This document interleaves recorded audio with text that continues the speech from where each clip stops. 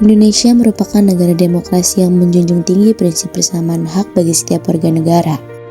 Hal tersebut ditegaskan dalam pasal 27 ayat 1 Undang-Undang Dasar Negara Republik Indonesia tahun 1945 yang menyatakan bahwa seluruh warga negara memiliki kedudukan yang sama di hadapan hukum dan pemerintahan tanpa membedakan jenis kelamin. Selain itu, melalui berbagai regulasi, pemerintah juga mendorong meningkatkan keterwakilan perempuan dalam politik.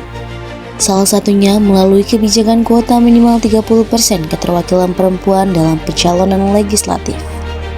Meskipun berbagai kebijakan telah diterapkan, keterlibatan perempuan dalam politik elektoral masih menghadapi berbagai tantangan.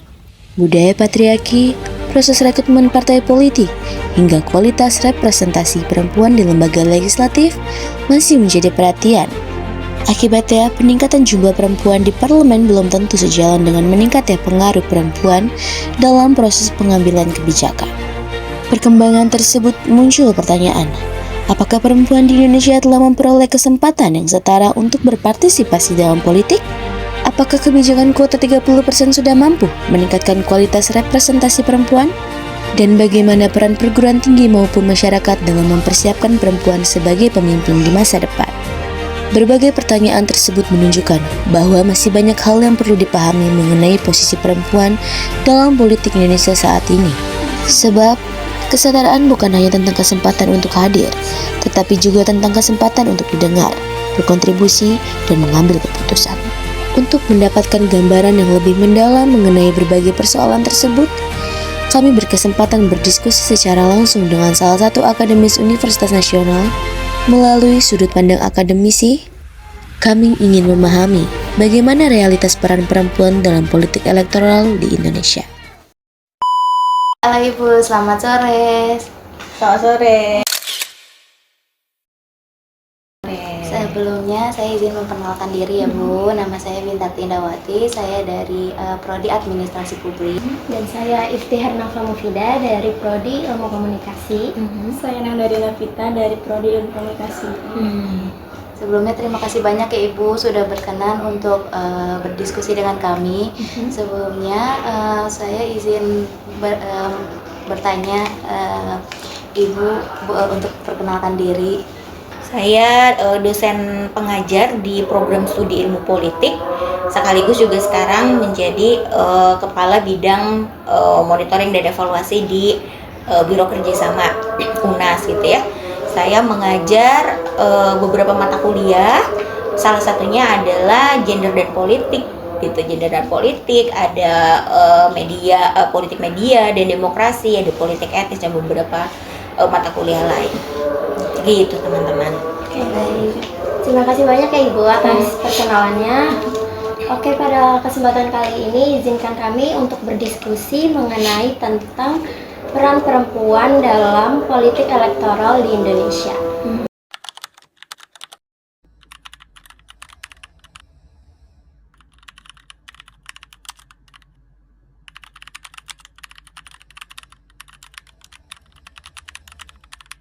Oke.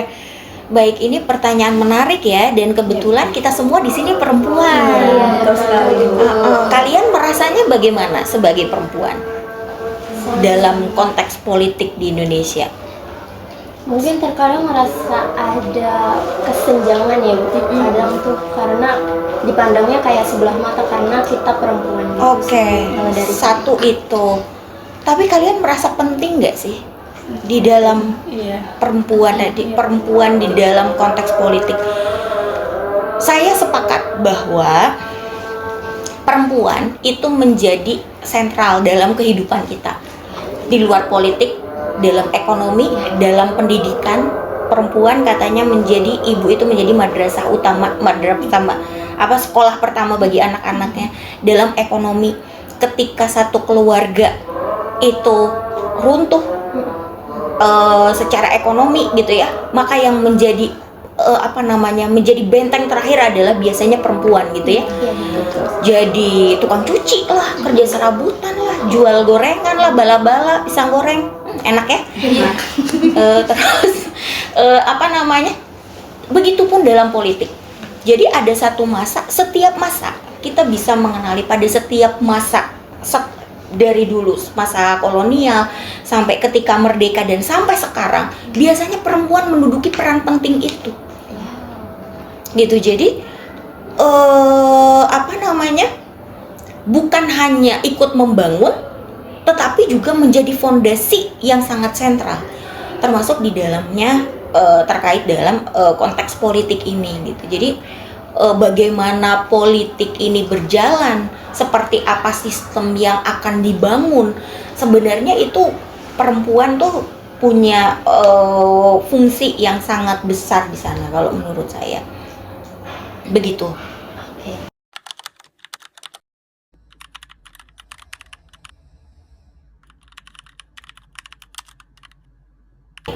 Yang teman-teman tahu kalau mau masuk politik, modalnya pasti modal ekonomi itu yang paling kelihatan. Perempuan dari mana punya modal ekonominya gitu. Ada perempuan punya modal ekonomi tapi biasanya terbatas gitu, apalagi kalau di daerah-daerah yang memang budaya patriarkinya demikian tinggi gitu, sehingga perempuan itu dibatasi, menjadi terbatas, aktivitas ekonominya terbatas gitu. Maka ya tidak ada peluang gitu untuk bisa di dalam konteks ekonomi saya sudah kalah dengan laki-laki gitu ya, maka kurang gitu. Tapi modal ekonomi saja tidak lengkap sebenarnya. Ada juga modal sosial. Modal sosial itu apa? Misalnya dia populer, dia dihargai oleh masyarakat umum gitu ya, dia mendapatkan posisi tinggi gitu ya di hadapan umum. Nah, di dalam budaya patriarki, perempuan pastinya selalu berada di level kedua. Gitu, secara struktur mereka selalu menjadi kalangan yang di bawah gitu. Maka modal sosial juga mereka tidak dapat. Apalagi modal politik. Gitu. Mereka tidak mendapatkan ruang untuk bisa tampil secara politik karena dalam konteks Bali di sini saya melihat perempuan itu disibukkan dengan urusan-urusan domestik. Urusan domestik itu urusan rumah, urusan apa, termasuk dalam hal ini adalah dalam konteks adat. Karena kita ngomongin budaya ya, budaya di sana ya perempuan itu ketika ada permasalahan adat atau apa, mereka sibuknya menyiapkan konsumsi lah, kemudian apalah hal-hal pernak-pernik yang terkait dengan itu gitu, urusan perempuan. Sedangkan urusan diskusi secara substansi itu biasanya dikuasai oleh oleh laki-laki, sehingga perempuan tidak mendapatkan panggung gitu. Maka modal ekonomi, modal politik, modal sosial itu sudah otomatis kurang di perempuan gitu. Maka jawabannya adalah menurut saya budaya patriarki yang memang lebih menjadi hambatan utama bagaimana kenapa perempuan bisa ikut dalam kontestasi elektoral. Seberapa besar sih pengaruh budaya patriarki terhadap peluang perempuan untuk menjadi pemimpin atau menduduki jabatan politik di Indonesia? Budaya patriarki di Indonesia secara umum ya, saya pikir karena itu sudah mendarah daging ya, jadi kita tuh tidak merasa bahwa selama ini kita tuh hidup di dalam budaya patriarki gitu. Kita merasa itu baik-baik saja, padahal itu adalah salah satu bentuk hambatan yang ada bagi perempuan untuk berkiprah di politik atau menjadi menjadi pemimpin gitu. Tapi sejauh ini walaupun sebenarnya masih banyak kekurangannya, ada banyak yang perlu kita perbaiki. Terutama nih yang paling esensi adalah mindset perempuan itu sendiri. Kadang-kadang laki-laki sudah berpikir lebih jauh, lebih fair, lebih bebas, tapi perempuan itu sekarang apalagi ada istilah seperti ini, misalnya yang aku nggak apa-apa deh nggak ngapa-ngapain, yang penting aku dinafkahi, aku lebih memilih dinafkahi apa segala macam gitu. Saya pikir itu bukan hal yang positif bagi kemajuan perempuan gitu. bahwa perempuan itu laki-laki itu menjadi imam bagi perempuan, karena saya sebagai seorang muslim juga saya percaya itu gitu. Tetapi bahkan dalam Islam pun perempuan juga sebenarnya memiliki peran-peran yang peran-peran penting gitu, terutama dalam politik. Tidakkah kalian mendengar misalnya ada dulu sahabat Nabi yang ikut berperang, dan Rasulullah tidak melarang itu. Bagaimana Aisyah menjadi guru para sahabat gitu ya, karena beliau yang paling dekat dengan Rasulullah. Bagaimana kemudian Khadijah sebagai pengusaha gitu ya, karena dia pengusaha maka dia punya kedudukan yang terhormat, maka secara politik dia juga adalah orang yang stabil gitu kan. Nah, tidak ada sebenarnya bahkan di dalam agama apapun, termasuk yang saya pelajari kemarin di agama Hindu, sebenarnya Hindunya sendiri tidak ada patriarki itu. Mereka juga menyamaratakan. Tetapi ketika jatuh ke dalam apa yang dilakukan oleh orang-orangnya gitu ya, bagaimana mereka menafsirkan simbol-simbol, bagaimana mereka mengaplikasikan agama itu, makanya jatuhnya karena apa? Karena budaya kita dulunya tuh seperti itu, dan itu yang kita pegang teguh gitu. Jadi kalaupun nanti perempuan ya laki-laki sebagai imamnya, sebagai utama, tapi bukan berarti kita juga diem aja.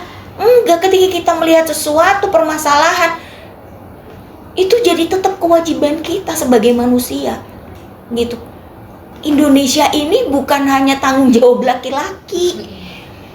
Kompleks rumah kalian tuh bukan hanya tanggung jawab laki-laki. Jawa Barat itu bukan hanya tanggung jawab KDM, tapi juga tanggung jawab kita sebagai perempuan gitu. Kalau misalnya ada masalah, kita juga berhak marah, kita juga berhak bersuara gitu. Jangan jauh-jauh hal-hal yang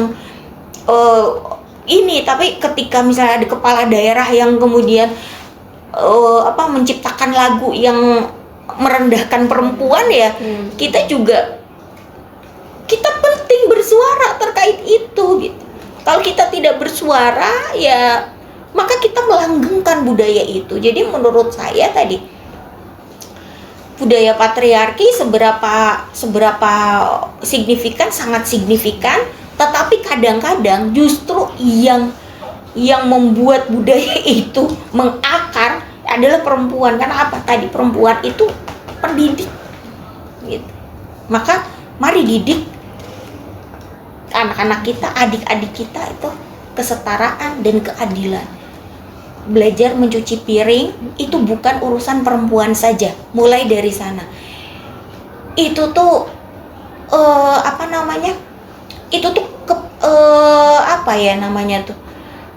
keperluan pribadi kita, life skill.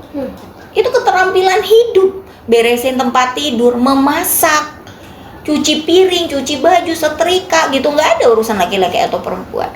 Mengurus anak itu bukan hanya urusan perempuan, dua-duanya harus hadir gitu, dan sebagainya. Nah itu adalah kita mulai dari hal-hal yang kecil seperti itu, dari rumah, dari pribadi kita gitu. Kita sebagai perempuan kadang-kadang kehilangan kepercayaan diri, itu paling penting. Kayak kalau ditanya siapa ketua kelasnya Cynthia misalnya gitu, saya perempuan, saya nggak mau. Jangan karena itu gitu. Kita mulai dari diri sendiri, kita mulai dari yang paling dekat, kita mulai dari hal-hal yang paling kecil gitu. Oke. Selanjutnya, bagaimana peran partai politik dalam dunia perempuan untuk maju menjadi calon pemimpin maupun anggota legislatif? Apakah kaderisasi yang dilakukan saat ini cukup baik, Bu? Nah, itu juga salah satu masalah, bahwa ketika kita bicara prosedural sudah terpenuhi 30%. Tapi kadang-kadang kaderisasinya itu agak bermasalah. Sehingga apa? Sehingga calon-calon dari perempuan itu seringkali tidak mendapatkan pendidikan politik yang cukup. Itu yang menyedihkan. Sehingga apa? Ketika jadi anggota legislatif, kemampuan mereka kurang. Sedih kan gitu. Jadi partai politik juga, dan sebenarnya ini juga berlaku kalau masalah pendidikan politik ya, berlaku untuk laki-laki juga.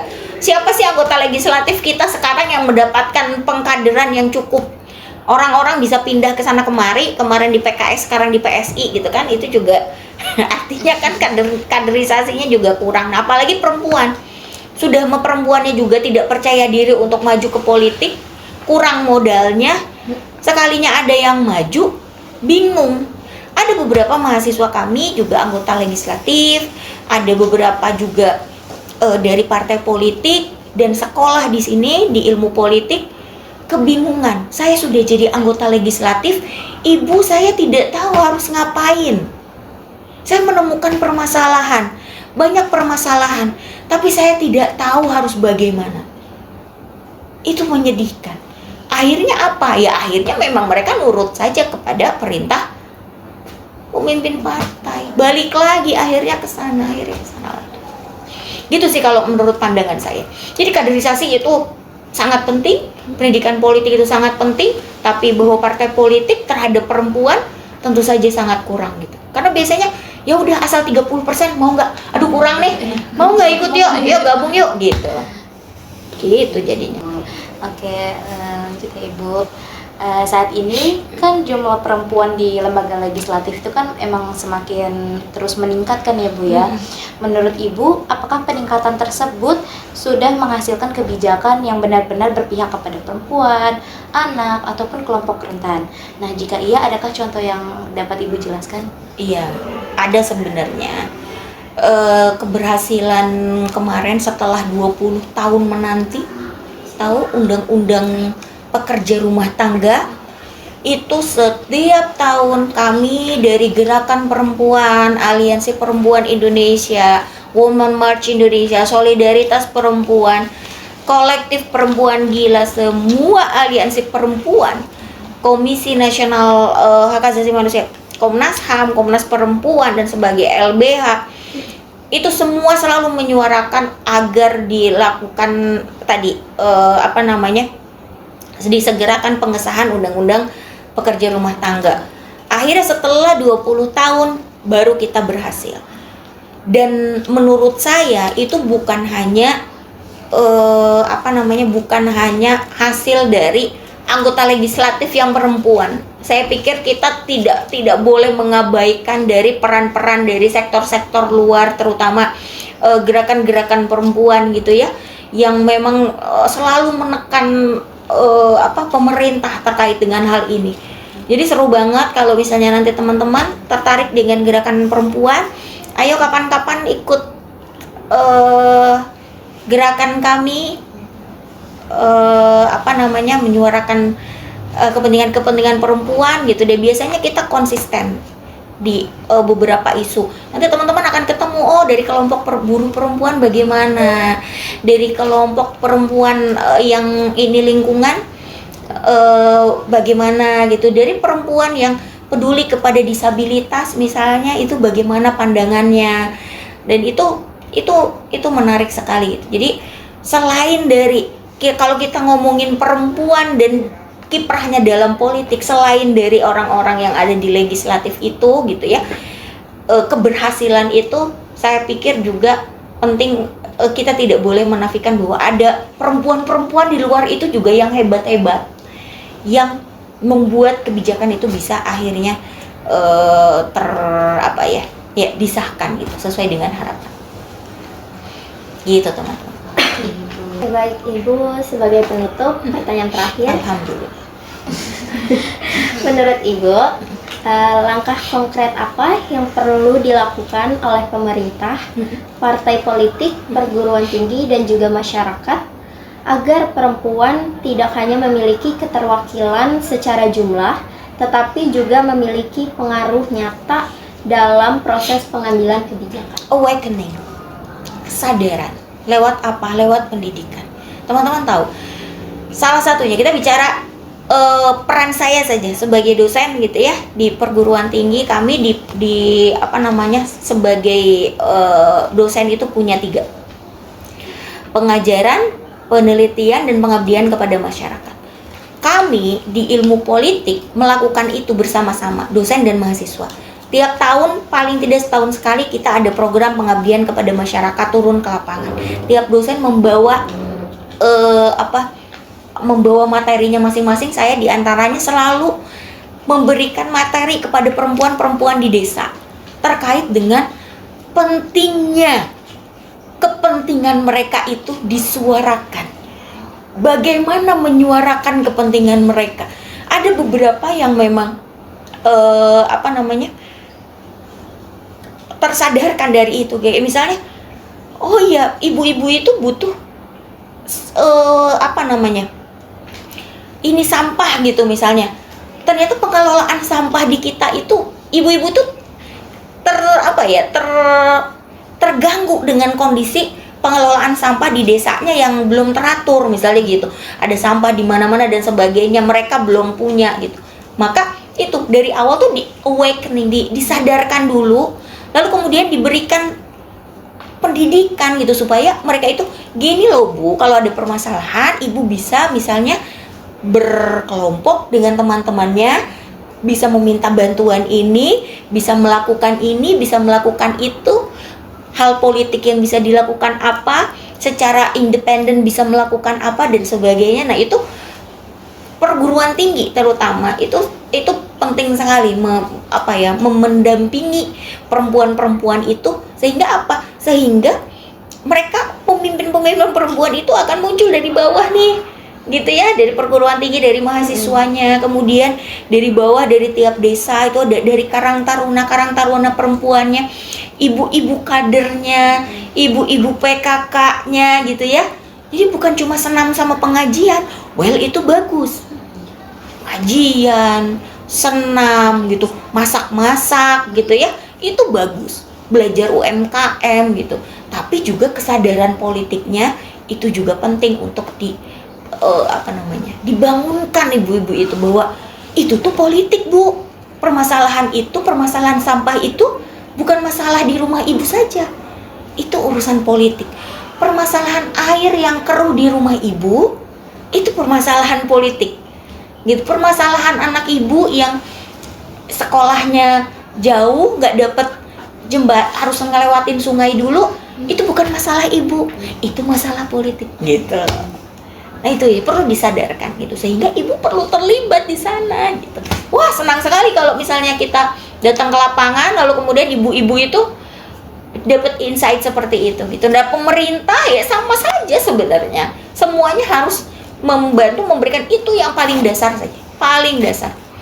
Bahwa ibu harus memilih karena apa? Karena ada kepentingan di sana gitu. Bahwa politik itu ada di sekitar kita ibu-ibu, misalnya kita kawan-kawan gitu, kita tidak bisa lepas dari politik. Begitu mungkin. Baik Ibu. Terima kasih banyak ya Ibu atas kesempatannya. Terima kasih banyak sudah meluangkan waktunya. Kurang lebihnya kami mohon maaf ya Ibu. Baik, tutup. Wassalamualaikum warahmatullahi wabarakatuh. Waalaikumsalam warahmatullahi wabarakatuh. Semoga bermanfaat ya. Baik. Sukses semuanya. Terima kasih. Terima kasih banyak ya Ibu.